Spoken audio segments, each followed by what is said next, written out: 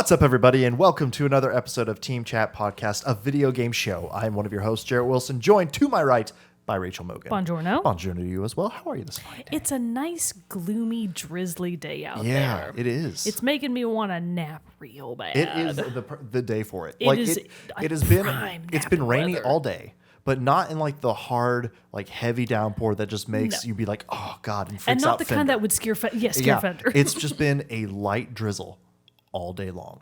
I had to get out in it a little bit, run a few errands, and it was even then like I was just like, this isn't not pleasant, but it's not, it's not like terrible. It's the kind of thing that you couldn't necessarily go for a run, Right? Because eventually you would wind up soaked through. But like It just looks like you want to cozy up next to a window. You just want to sit under your blankies, with a video game, play some video juegos. Exactly, which is what we are here to talk about on Team Chat Podcast, a video game show, and you can listen to us do that on Thursdays when we release the new episodes each and every week, except next week. You know why? Because it's the end of the month, and at the end of the month, we do our special Team Chat Plays live stream where Mogan and I jump on and we play a new game. But for this time, it's going to be fun, exciting. Well, Fun and exciting. we're going to see. Oh, We're gonna see. yeah, The it's jury's gonna be, out. It's going to be fun. I'm looking forward to it. You're going to have fun. Because we are going to be starting to fulfill one of our extra life goals, which was to stream the Uncharted games, and Mogan has to watch me. So we're Shoot my brains out now. so we will be starting that on next week with Team Chat Plays, where we'll be playing Uncharted 3, because I have already played Uncharted 1 and 2, and I'm not replaying them. And I've played all of Uncharted 1 and the first quarter of Uncharted 2, and decided that was enough wasted time of my life and that I was going to move on to better games. So join us for that. We're going to be playing the Uncharted 3. You know what? It's going to be a story-based game, which I know we don't do as much on that, but you know what? Hey, we'll be there. We'll get to heckle It's it. funny we'll that you're fun. calling it a story-based game. It has cinematics, but we'll be there. Come for those heckles just like that. That's what will be keep it fun and exciting throughout. So It's going to be a very excited for that. antagonistic.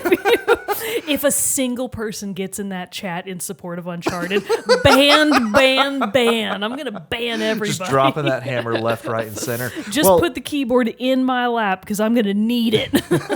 I mean, that would actually be really handy because I'll be doing the playing and stuff like that. But yeah, so join us for that next Thursday. That will be March 30th at 7 Oh, are we p.m. doing it Thursday Do we or want to do it Tuesday? Thursday? Whichever day do we want to do it. We didn't actually discuss that ahead of time. Yeah, just Thursday is just the normal release day, Oh, so I was let's kind of do thinking on Thursday that. then. Yeah. So yeah, Thursdays, March 30th, 7 p.m. We'll see you there. But also, when we're not here doing those shows and all that fun stuff, well, guess what? You can keep up with the updates just like that one we gave you over on our social media, Facebook, Twitter, and Instagram. You can also join our Discord server where we have a lot of great fun talking about games and non-game related topics when we're not here recording the show. And finally, if you want to support the show, make it bigger and better, you can head over to patreon.com/teamchatpodcast, just like Super Saiyan Ace, Elise F, Zach S, Mariah S, Susan M, James K, Michael B, Andrew M, Michael S, and Brandon W have done. They've gone over their supposed show for as little as $1 a month, and in return, we give you cool perks like in the episodes early before their general Thursday release, access to a private channel on our Discord server, the Rogues Gallery, as well as a lot of extra goodies along the way. But if you can't do that, that's no big deal at all. We totally understand. There are a lot of great free ways you can support the show, such as telling your friends, writing us reviews, and subscribing wherever you listen to or watch the show. But regardless if you support us on Patreon or enjoy our content for free, we love and appreciate each and every one of you for being here. Heart emoji. Smooches. XOXO. But let's get into the topic of the day, which we do have a doozy. The long-awaited review of God of War Ragnarok. I will be of precious little help in this episode. I'm here to be your sounding board. Of course. And But everybody noticed we did update updated the our window decor. dressing of the decor. We've got Travis and Kratos.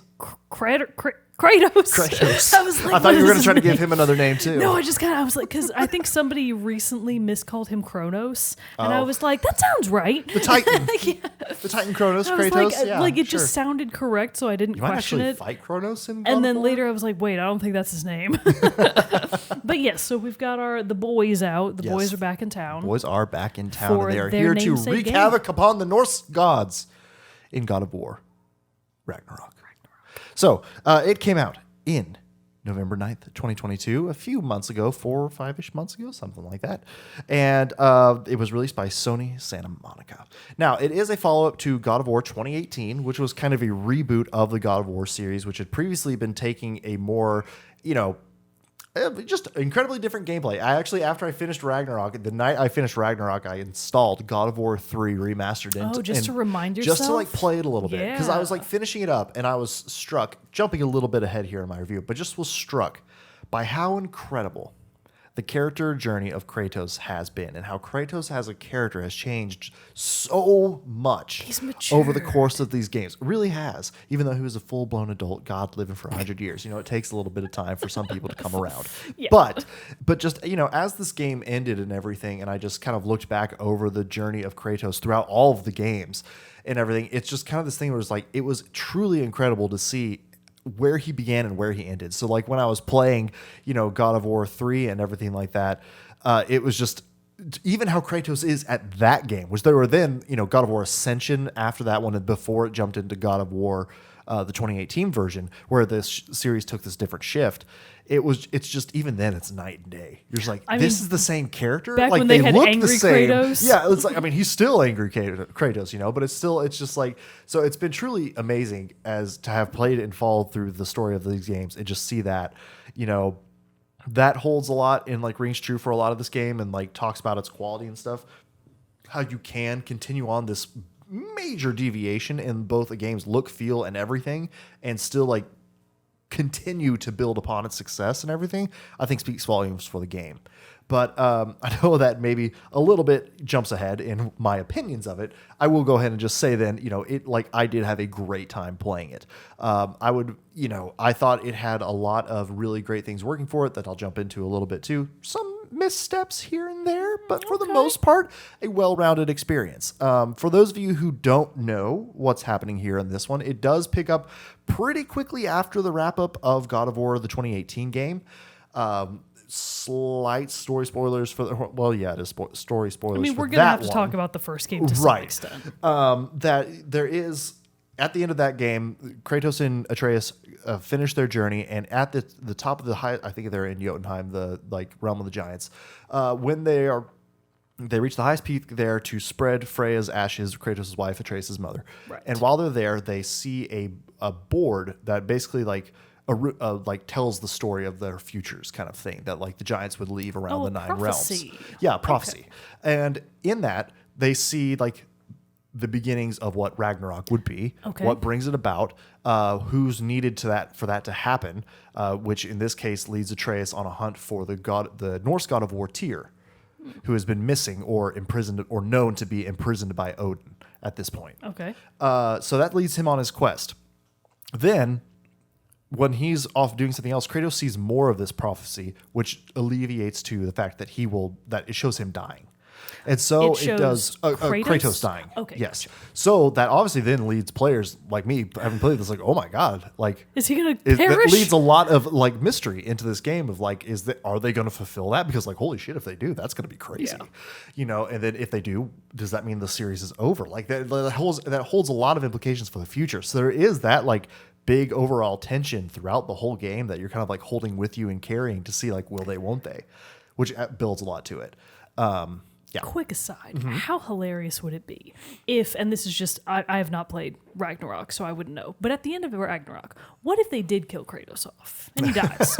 So presumably, you know, he's alive, but he's also kind of immortal, but he probably still has a soul. So his soul would probably go back to Hades. Restart the know how whole that series works. all Oh my again, because God, then he that'd has be to great. fight Hades and fight all the way back up Olympus. They just redo the whole They just series insert him into again. a character in Hades, Yes. the game. I He just joins Zagreus. That would actually rule. But I actually don't know how that works with these because, like in game, like when he kills a god, like I guess they're dead, but then also Athena still visits him in visions. See, that's you know? what so I'm I guess saying. maybe it's possible. Gods don't ever really die. Maybe. Maybe Until not. you stop believing in them. Like Tinkerbell and stop clapping That's for them. exactly what I was going to say. Oh, but anyway, so I think, you know, and so then God of War Ragnarok then picks up. Obviously, the other big climatic thing in God of War 2018 is that Kratos and Atreus wind up killing Baldur, the main villain of the game, who was the goddess Freya's son, who had been like allied with him throughout that game. After that, she's like, "Fuck y'all, I'm gonna murder y'all." Okay. So this game picks up then with Ragnarok, where Kratos and Atreus have been surviving through Fimbulwinter, which is like the onset of Ragnarok. Gotcha. in Midgard, in their realm, all the while being pursued at various points by Freya and attacked. And like they're just trying, like we're just trying to survive, lay low, get through all this stuff. So Atreus is Freya's son, right? No, Atreus is Faye's. Sorry, did I say Freya earlier? I think you did. I'm sorry. Okay. Misspoke. Faye. Faye is Gotcha. is Kratos' wife, Atreus' mother. Okay. Freya I is see. Baldur's mother. Was married to Odin at one point. I was very confused because apologies. I was like, wait, what? So, but she's still got a living son. Why would she want both of them dead? No. Okay. Sorry, I Gotcha. misspoke. Faye, Gotcha. who was a giant and everything. Do they ever show her? This they do actually in Ragnarok. Is she beautiful? It's a Deborah Ann Wool. Who's that? She was in. I'll look it up. Okay, she was in True Blood and the Daredevil series. True Blood and the I'll look it up. Okay. You keep talking. I think you'll know who she is Okay. if you see her. But anyway, so that's kind of where this picks up then. They're trying to survive this, but Atreus has been secretly continuing on in his quest to find Tyr, unknown to Kratos at the beginning of the game. And so through a series of events, they wind up actually having a meeting with Odin. Odin approaches them because he figures out that Atreus is looking for Tyr. And, you know, Odin's whole thing is that he knows Ragnarok's coming, and he knows that Ragnarok means his death / the end of Asgard / the end of the world as everything. So he's like, his whole life is obviously built around preventing this. So he comes to them and is like, hey, quit looking for Tyr, and I'll leave you alone. I know you killed Baldur. I know you killed my other grandsons, Magnus and Modi, Thor's sons. He's like, I know you've, like, in the other game, he's like, all that will be put behind if you don't like go look for Tyr. I don't know if I ever told you, but I actually hated my grandsons. I mean, Odin probably doesn't hold much love for anybody. I Let's don't be think real. he does. The cool thing about Odin that I really liked, I actually love the casting of both Odin and Thor in this game. Thor is Ryan Hurst, who fans of the 1998 Disney film Remember the Titans might remember him as Gary Bertier. But then he also played Opie in the Sons of Anarchy series. Stuff like that. So he was a great Thor, but it's also a different interpretation of Thor. It's not he's big Thor. He's thick Big, Thor. thick He's Thor. big, thick Thor. I can get on board with that. I like He was that. great. It was great though. It was awesome to see a different rendition, Yeah. not the Marvel Thor. Odin was played by Richard Schiff, who character actor, a lot of stuff. I know he's currently in the show The Good Doctor right now. He's also in the HBO show Ballers, lots of different things. But he was an incredible Odin because he's kind of like a more like, he's not like a big imposing Odin. He's kind of like thin and like kind of scrawny looking, but he's very methodical and like meticulous, very like, well, all-knowing, the all-father, as they like. So his they name didn't have the implies. budget for Anthony Hopkins. They couldn't get That would him. have been cool. Oh yeah, because that's right. He's Thor. He's Odin Yeah. in the Marvel movies. That's right. But anyway, so they say, sure, yeah. Well, they don't really promise anything, but like, we'll do what we can. We'll chill. But they kind of don't. They kind of keep Things killing go people. south. That's kind of the premise here of what we're looking at Gotcha. in this game. So overall, though, the big draw of the God of War games is the combat, Yeah. and I think the combat here was still great. Like, it was still tons of fun. Get the combos, get the moves down. If you can start just like hacking and slashing through a group of enemies and you're just like not getting hits and just being able to continue on just hacking and slashing through them, it feels so good.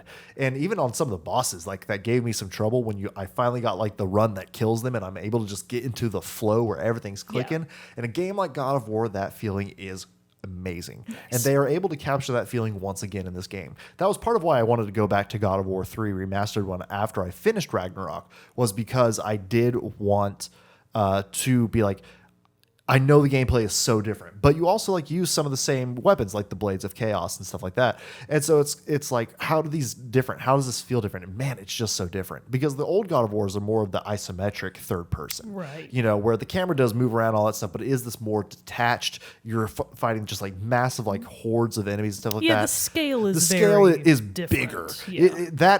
It has the hit counter, like where it's like you're going on a stream and it's getting like 500 hits and it's like Yeah. on fire and A like little bit more like Devil May Cry. exactly. Whereas this one does have the like, you know, the enemies and the groups of enemies, but you're fighting like 4 or 5 at a time. Nothing like insanely like overwhelming, like where the older God of Wars, where it is more of this like massive hack and slash. There's more refinement here. Yeah. But you do get to the journey. So there's all of that in spades. There's a ton of great times to be able. There's lots of different abilities and things like that for you to upgrade for your various weapons that you'll collect throughout the game. And with those different abilities, give you different like move sets and different things like that to get to work with. So, practical question: does Kratos have like a skill tree? Is it kind of that Yes, setup? but it's broken down by his weapon type, not necessarily like an overall thing. Okay. So, like the main weapon that you start with is the Leviathan axe, and then you also have the Blades of Chaos. And so those will each have their own like skill tree, but each one is also broken down into like 2 to 3 skill trees because there's like ranged with that weapon, there's melee skills with that weapon, stuff like that. Got it. And then a new thing that this game did actually is it added on that after you like completed all of the challenges for a weapon or an ability within that weapon's weapon tree, you could unlock like a super version of it where you would like pay some XP to unlock a boost that would hurt either like its like momentum of like building up its ability or speed of the attack, your like defense and like ability to not have the attack interrupted, or like even if it had an elemental ability added onto it, it could like increase that specific move's elemental output. So, there was a lot of like different variety that you could do, combination of skills. Obviously, I feel like if you go through the game, you might not get all of the challenges for the games to be able to unlock the like gold top tier versions of those skills, but you can pretty easily, I feel like, unlock. I do a lot of side exploring, which I feel like gets me some of the extra XP, but I didn't get anywhere close to completing everything, and I was still able to get like all the skills. So with the skill tree, is it you were still able to get all of them? Okay, that was going to be my next question. Where is it the kind of thing where you have to choose one branch in you really lieu don't have of to another? fill it. It's kind of, it's not like Horizon, I would say, where there were like so many Forbidden West. There are so many, which we have to say, like I meant to say something at the beginning of this episode, but speaking of Horizon Forbidden West, absolutely gutted Lance Reddick dying. Oh my god, yeah. And we have to like pay tribute to what an amazing dude. Jeez. That hit fucking hard. I was reading some, in memoriam articles about Lance Reddick, and gotta say, they did not once mention Horizon Zero Dawn, and I was like, "This is a travesty." It did also really make me wonder. Obviously they can't revive his character in the next game, so how are they gonna deal with that character's arc, Silence? But all the same, it doesn't matter. Lance Reddick was incredible. Like across all of his body of work, gaming, movies, internet skits on Funny or Die. Like it's just, he was just incredible and stuff like that. And like born badass. Yeah, and just his level of cool was unparalleled, and that really sucked that to see that he had passed. And so, obviously our thoughts and condolences go out with his family and all that stuff. But that is just like, oh, that was a blow. But anyway, speaking of Horizon, I had to like bring that up. But yeah, it wasn't like Horizon skill tree. I didn't finish out all the skills in there because there were like so many. But this one I felt like there was a good spread of XP that you could like be able to acquire to be able to easily fill up your skills and be able to expand on all that. You can also use your skill like you also in God of War like 2018 you have Atreus as like a side character who can help you in combat and stuff like that. They keep that as well, and he has his own level skill tree that you can unlock as well for him to level him up, but he like gains XP separately of Kratos. Gotcha. So canonically in the terms of the game, Atreus is still approximately the same age, right? No, he's a little bit older, I think. So I it's think like there's maybe a still time gap some of maybe gone. at least a few years. Yeah. Okay, got it. I was curious about that because it seemed like in the few trailers that I had watched that he seemed a little older. They had to do a little bit of that too. I wasn't really sure because like his actor grew up They and his actually voice had to, dropped. and they actually talk about they had to do some stuff in post to like combine both because his voice like dropped during production. Oh no! So they had to like do some mastering there to like kind of like find the happy medium for his voice. This is the reason why so many animation studios get women to voice young boys because it's like, well, if they grow up, we're fucked. Meanwhile, a 50-year-old woman can do the same voice of Ash from Pokemon for 40 years and he'll always sound the same. It's true. It's true. Oh boy. So all of that stuff and building up on the combat, the stuff that like is really the bread and butter of God of War, and like I would say like regardless of anything else, if this doesn't feel good, then the game's not going to be that great. It was great. Yeah. I felt like that was really well rounded and really really fun to like learn all the different move sets. The performances of everyone were absolutely incredible. Christopher Judge and Sonny Suljic, especially, who played Kratos and Atreus respectively, just killed it. Like Christopher Judge, while he did not need to grace us with I was about a to say, 7.5 minute long acceptance speech at the Game Awards, he absolutely deserved that, getting the boy. award. There were some cutscenes and like moments in that game that I was just, again, like talking about earlier, like that character progression of Kratos. You see some shit out of Kratos, and you're just like, whoa, where did this come from? And like Christopher Judge nails it. So like his performance and all the performance across the board were just incredible. Teal'c from Stargate. Who would have thought? Right? He's come so far. Like I said, there's a wide variety of enemies you get to fight. There's great exploration and treasure hunting across all of the 9 realms. Ooh, I do like treasure There's hunting. like each realm has its own like percentage of completion with different like chests to explore. You know, obviously various side quests, artifacts you can find. There are Odin's ravens throughout the realms that you can destroy. That and like no, it works out. It's for the it's a good thing. Don't worry. Are they living They're- ravens? No, they're like they're like statues. astral projections. Okay, that's fine. I thought you were going thing. around killing birds, and I was about to say, "Whoa, you know how much I like birds." You just don't cross that line.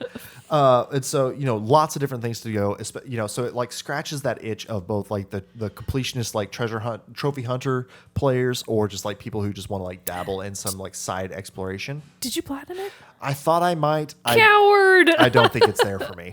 I think it was going to be the kind of thing where I was like, I feel like this could be something I could do, maybe like chip away at slowly at a time. I'm not going to make, I think there's still so much to do. It would take a while, and it would be it'd have to be a pretty big push to get it. And I was ready to move on to something else. Understand.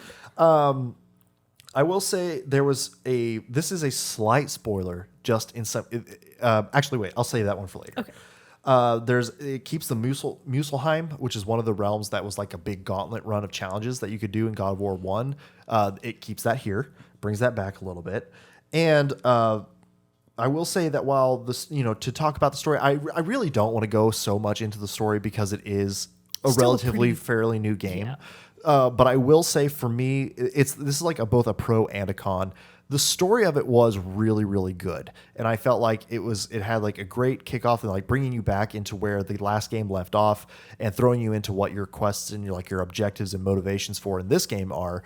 And then it wraps up with an absolutely kick-ass like finale and climax to the game, but the middle kind of lagged a little bit for me. I'll touch on that a little bit more in a second, and with a little bit more into one of my other pros that I haven't touched on yet. Gotcha. But even though with that, the finale like does end well. Like I said, the game ends well, and still like I alluded to a little bit of like, if they in the game how 2018 ends it, like what does that mean? What does that imply with Kratos' fate that it was set up in 2018 is what I'm getting at. Like how, what's the end of this game going to look like? What's the future and possibilities there? They kind of like open some windows to what the future of this series could look like. And so I feel like that like kind of leaves that there's still more to do here. So it definitely didn't feel like a open and shut case. Like this was is the last God of War game. Yeah, no, it didn't really feel like that for me.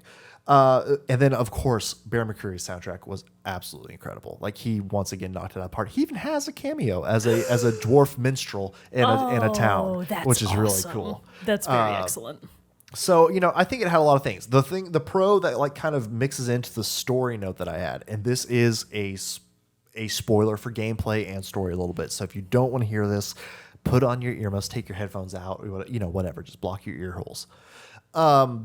There is a mechanic in the game that is different from God of War 2018, where you actually get to play as Atreus in this game. Oh boy! And so it's different because Atreus uses a bow and arrow as his main weapon, and then he also, because he is learning the more of his god powers in this game, he can like his ultimates are like he transforms into a wolf and stuff like that. And like is he a little small wolf? No, he's a pretty good sized wolf. Oh, lame! Not like Fenrir, like that massive wolf, but like still a pretty good size. But like so it does offer a lot of new gameplay opportunities that were not in God of War 2018. So that is a very big plus for it. Nice. But in the areas where that happens, it's connected into areas of the game where Kratos' and Atreus' storylines separate.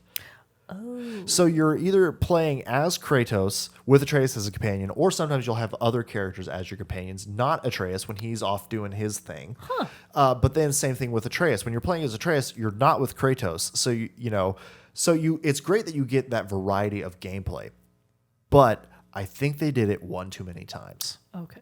And so I think that, the getting to switch between Kratos and Atreus really gave a lot of like breath of fresh air, but like, ooh, let's do something new. Let's switch it up from using the axe and the blades of chaos. Let's use Kratos' more ranged based attacks. His animal attacks are really fun. He does have like some great melee mechanics for up close and personal combat. But like, I just feel like sometimes it like that little bit of it overstayed its welcome, because at the end of the day, I am still here to play as Kratos. I feel like, Something I'm wondering, because I just like his character better. Yeah, you just like his character more. That's totally fine. Do you, when you're playing as Atreus, feel weaker? Like, do you feel like you are in greater danger? Yes, they do set that up a little bit. Like a funny thing is, like, while you're exploring the world, you'll come across chests that will give you, for treasures or XP. Kratos just like fucking smashes it with his fist and pulls out what's inside. Atreus has to like jam his bow in and like wince and like strain to like pop the lid off of it. So like little things like that. Yeah. It like shows that he's not quite to the level as Kratos. But in combat, do you feel like you are at greater danger of failing against enemies because Atreus can't take the hits? No. He's that still was set more up my as a question. competent warrior. All It's right. not like you're... Not necessarily competent. It's just Kratos has Like, always does he felt take damage? very OP to me. Yes. Whereas, like, my question is, does Atreus, do you have to play more defensively? Do you have to be more evasive? It's different because you are, supposed to be smaller, like your arrows don't do as much impact, but like, they balance it where it feels on par. So it's not like normal units that would be, like cutting through butter as Kratos are like bullet sponges as Atreus. It's not that necessarily. They keep it balanced, but yeah, you do have that feeling just throughout that you're like, I'm not as powerful as Kratos, so I do need to be more careful. But it is cool though when you get to transform into like his wolf form and stuff like that and kind of go that nuts. does sound pretty awesome. So that kind of leads me a little bit into some of my cons of it. And the biggest con that I do have for the game overall is that just the storyline did lag a little bit in the middle because of that switching playable character asset. It felt like it made it, because a lot of this too, there are the 9 realms, but due to the various story beats that you hit, you do wind up visiting some again more than others. So especially when you're like, Atreus' storyline takes you to a specific place, or Kratos is taking you to a specific place, and you keep having to go back to that multiple times. Like retreading steps okay. a lot, or it sometimes could feel, or like just kind of being in the same area. You're like, I've done this a lot. You would not like Metroid Prime Remastered. Oh no. Okay, no, I don't know. Just something, but I don't know. Maybe it was just that. Not that it did it. Not that I like didn't like retreading it. I just feel like it did it too many times. Just overstayed the welcome of the feature a little bit. Is really my only big thing. And at the end of the day, it wasn't like it killed the game for me and made it not fun. I just didn't. It just was kind of like, okay, I get Like, that. we get it. We Let's get move it. on. I'd like the story to wrap up. It just kind of made the ending like feel like they put a little too much Just in too much there. padding. Could have like taken out 1 or 2 of those instances, tightened up it a little bit, and just would have made it feel a little more cohesive. I will say though that I played. It took me 53 hours to beat the game, but that was spread over from release day to like mid-February. So you really took your time. So I kind of took my time with it, and I feel not for like because I wasn't enjoying it. It's just life circumstances made it difficult to be able to play it faster than that. And so I do admit that could have led to that a little bit. If I did play through it, and like had that 53 hours and a little bit tighter overall time frame, I think that might have helped with a little bit. So take that with a grain of salt. But I will say that still was my biggest complaint. And also, that's probably not super dissimilar from how the average gamer will probably approach that game. Not everybody is a super hardcore gamer like we usually are with stuff. Right. And even then, it took us for Even fucking then, it still takes me ever forever to finish the game. finish Yeah. Horizon. It's going to take me years My to finish pacing- Octopus Graveler 2. My pacing through Ghost of Tsushima right now is like amazing. You know how fast I'm going through that You're just one. so motivated to find all those foxes. I know. I would be I too. gotta collect them all. Little fox friends. I don't kill the foxes. You can actually pet the foxes. Yes, It's very don't do cute. it. But anyways, my point is, I think that is valid criticism Yeah. because I don't feel like that's a pace of gameplay that is unusual. I feel like that's probably pretty normal. So that would be my big thing there. Another thing that I kind of like ran into is a little bit, there are a lot of different materials that you collect and various things that will either use to upgrade your items, be it your armors, your weapons, Atreus's bow. You also have like this charm amulet that you can like find things for to repair it that then give you charms to put into it. There was a lot of like that kind of stuff. And I didn't feel like the menu system was as intuitive as it could have been to navigate all of that.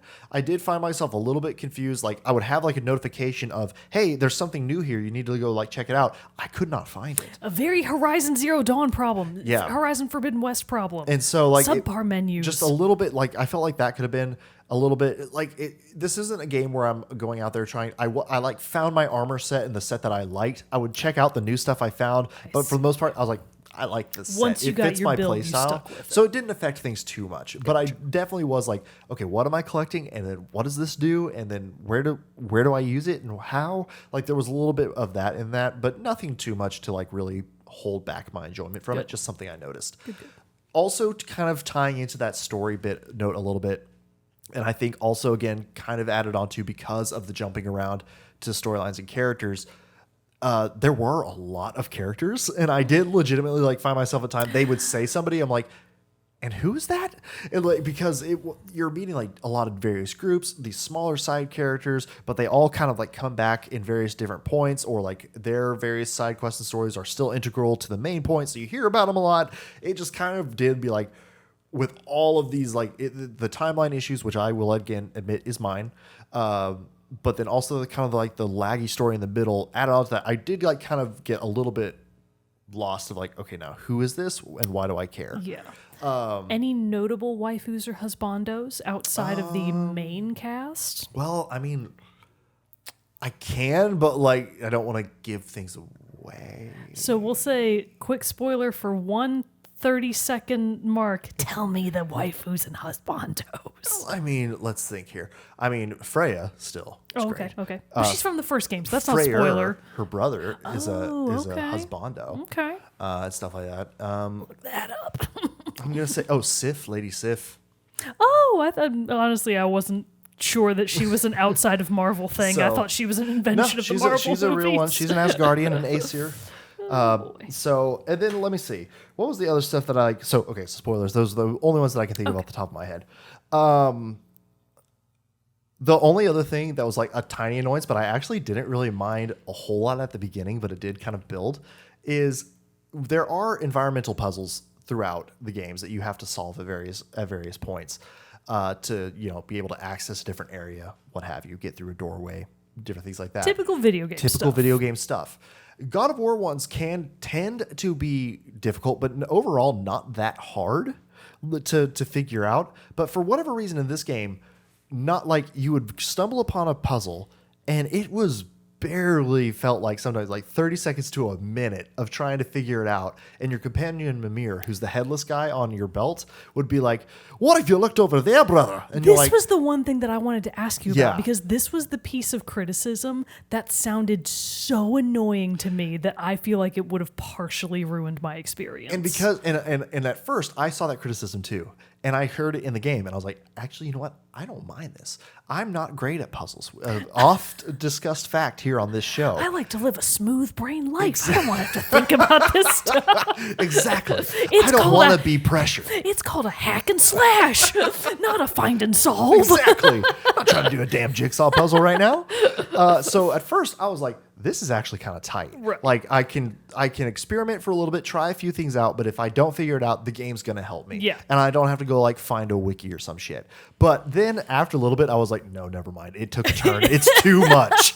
But then they did fix it in a patch, so that's not as big. Really? They patched They did it? like kind of lower the amount. Frequency. The frequency, yes. Oh, like how they had to lower the amount of commentary that Aloy would make whenever she put a fucking herb in her bag. Yeah, exactly the same thing. Oh man. So that was like one tiny little thing. Yeah. So I mean, but it was annoying enough that it stood out. Impacted your experience until they fixed it. Yeah. So to kind of like wrap it all up and bring it all to a close. I would say that overall, well, I wrote that down, so I will read it word for word. But the God of War brutality and combat still shine through, while the puzzles and story provide excellent breaks in the action. The cinematics were top tier, the cast performances were always excellent, but the lags in the story and areas of repetitive gameplay bring the sum total down, even though the finale provides a truly comedic end on an epic scale. Like the finale, I was like the last little bit of the third act, those last few missions that you take place in there, all of it that you've been building towards in this game and all the various missions you've been taking on, people you've been meeting, it all did kind of like fix some of that. Like it all came together and be like, it makes sense now. But then it also like came together in like truly amazing set pieces, boss fights, just normal battles. It all was so good. And then of course, like the finale, seeing what is coming next, where, you know, and everything like that, just really did leave me being like, oh man, this was a good ride. So again, my cons were not enough to say like this was a bad experience. Don't play this game. I still like on my 0 to 10 scale would like put this at like an 8. Like it's still very high up there. So for players like me who are honestly probably never going to play God of War, and even if I did, it wouldn't mind me to know, would you mind giving me the very brief spoiler TLDR? Okay.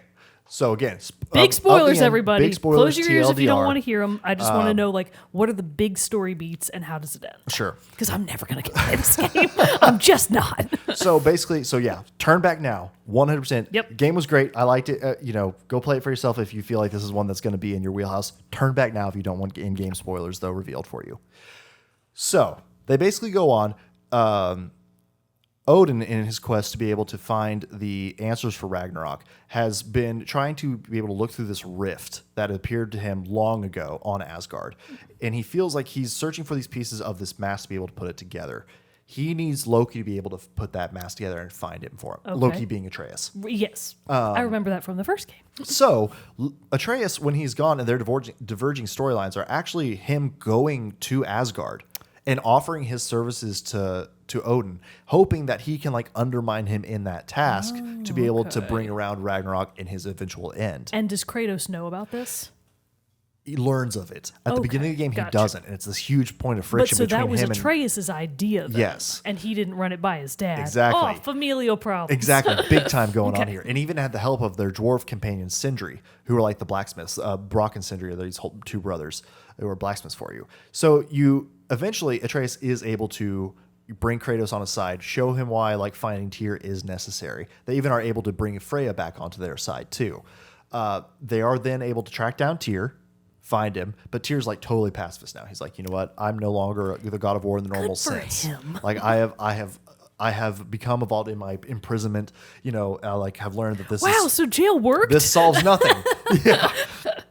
But he's like, but I will not fight, but I will help, in where I can to like bring about Odin's end.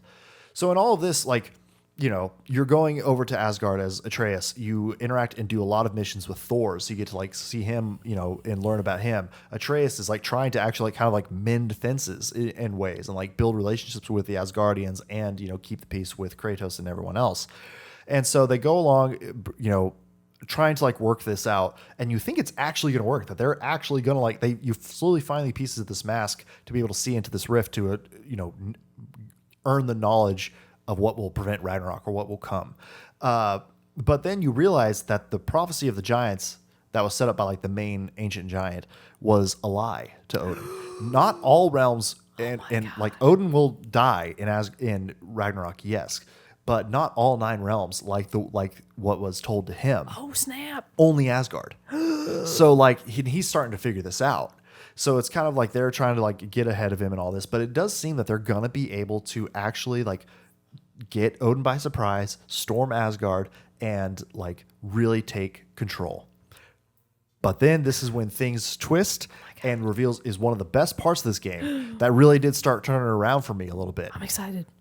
Odin is the god of like, he is like the Allfather. He is manipulative. He is a trickster. He will lie and do whatever he needs to do to get his point across. It is revealed at the beginning of the third act in a big twist. Tyr, who has been with you the whole time, was Odin in disguise. Oh, heck and snap. The old switcheroony. Yes. Oh my God. He kills one of your companions, Brock, one of the dwarf brothers and everything. And then escapes back to Asgard and tries to get, but you're still able to retain the mask. So then it is this whole thing of he goes, like you all are able to unite the other realms, kill Heimdall to get Gjallarhorn. No, Idris Elba. He was a prick. Okay, never mind. in this one. He's not as cool as Idris Elba. He's played by Scott Porter in this one. But like you kill him, get Gjallarhorn, and are able to open all the pathways to all of the realms to Asgard to start the invasion. So that in itself, that sounds amazing very scene. epic. And then, you go through, you fight Thor again. You had like a little skirmish at the beginning. You fight Thor again, but then like through all the things that have gone on through the game, you're able to like get through to him and be like, Odin's the bad guy here. Like, your dad sucks, bro. Yeah, like his daughter Thrud, who you meet, and Lady Sif, like they like try to be like, no, like they're like Odin's a shit ass. Like this is like you need to turn against him. That's the in-game Yes, dialogue. that's exactly what they say. And Thor's even, and so then Thor stops fighting him. Odin shows up and is like, "What's the deal?" And Thor's like, "I'm done. Like I'm done being played by you. I'm done playing your games. Yada yada yada." Odin straight up kills Thor. His own See, son. I knew he didn't care about his grandsons. I know he doesn't. He didn't care. Wow. He doesn't care at all. What an asshole. And then it goes through. You then like have the big climatic boss fight of fighting Odin, but it was so well done and is really like an Avengers moment where you, Freya, and Atreus are all just kicking his ass all at once. But it was an incredible boss fight. It was so well done. And then the game ends and stuff. I do like and so that then his the ultimate ex-wife spoiler. comes to get him. If you're still following here and you don't want spoilers, but for some reason you've stuck it out now, turn away for reals. Kratos does not die. Okay, that's kind of what I assumed. And so it does set it up. Atreus goes on his own path to keep continuing to fulfill his destiny laid forth by the plans of the giants. It ends with Kratos and Freya together as to like continue to go out and explore the remaining areas of the map that you want to explore and stuff like that. Plus, it opens up to so what comes next for them, because they've said this is the end of the Norse saga for God of War. Okay. So it's kind of like, okay, so where are we going from here? Nice. So. Ancient It's Egypt, come so that's on, kind of baby. how that would be so I've fucking got, cool. Give me ancient Egypt, come on. But yeah, so overall, like I said, I would rank God of War Ragnarok around an 8. Has some stumbles, but for the most part, the wins of the game are good enough to see it through, and Yeah. it is a truly great experience to play. Of course. Well, now I know. And There you now go. I'll never have to play the game. I wasn't going to anyways. Yeah. But So- thank you for that very enlightening review. 10 You're out of welcome. 10 for You're the welcome. review for an 8 out of 10 game. Well, I appreciate it. Thank you very much. And of course, as always, if you have played God of War Ragnarok, I would love to hear If your you thoughts thought of the middle part of the game was the best part and you're I would love to hear it insulted. why, but let me know. But let us know by sending us an email at teamchatpodcast@gmail.com or joining our Discord, talking about it with us there, or writing a comment wherever you're listening to or watching the show. But until next time, everybody, come back next week for our Team Chat Plays, where we'll be starting Uncharted 3. See what fun we will uncover and what mysteries we will reveal. It's going to be a great time. But join us again March 30th at 7 p.m. Central Time. But until then, everybody, I'm one of your hosts, Jerrett Wilson, joined to my right by Rachel Mogan. Adios. We will see you all next time.